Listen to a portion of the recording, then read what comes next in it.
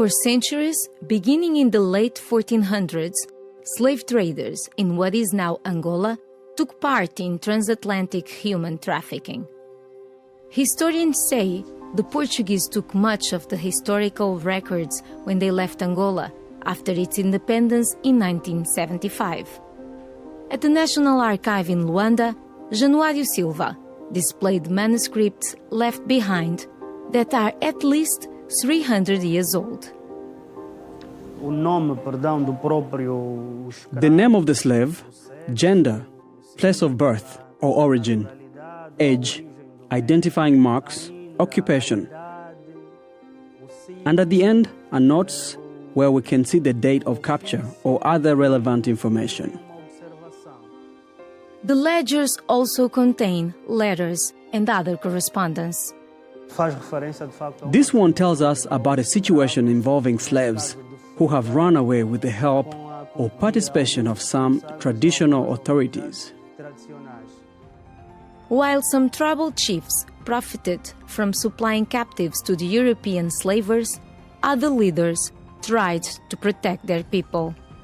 One was Njingamband, queen of the Ndongo and Matamba kingdoms in the 17th century.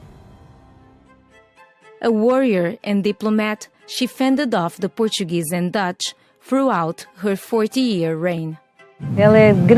She was the greatest protector of Angolan sovereignty, and it was 40 years of fighting for a woman in the 17th century, and she didn't get killed. She would hide in these floating islands of the Kwanza River, so they could never tell where she was. She always resisted, and she always won. But ultimately, the Portuguese slave traders prevailed. They already had taken control of parts of the region since 1482. In 1617, they founded the port city of Benguela. There, this building, which is now Angola's National Archaeology Museum, was once a way station for thousands of human captives, says historian and archaeologist Paula Russa. This was a warehouse. They waited here for the slave ships coming from Europe and the Americas to take them away. The history is painful. Like many others in Benguela, Russa is descendant from slaves.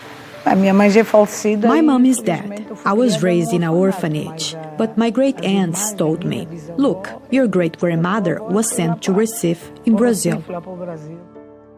Of the nearly 11 million enslaved people shipped from Africa to the Americas, almost 6 million came from what is now Angola. Fewer than 400,000 were sent to the 13 American colonies before 1776. Historians say a tiny fraction came from Benguela.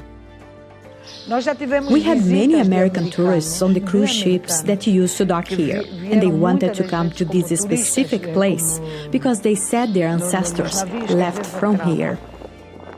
Centuries of colonization and slavery scarred Angola, as did recent decades of civil war. Today, the country has the third largest economy in sub-Saharan Africa, but at least a third of its 30 million people live in poverty.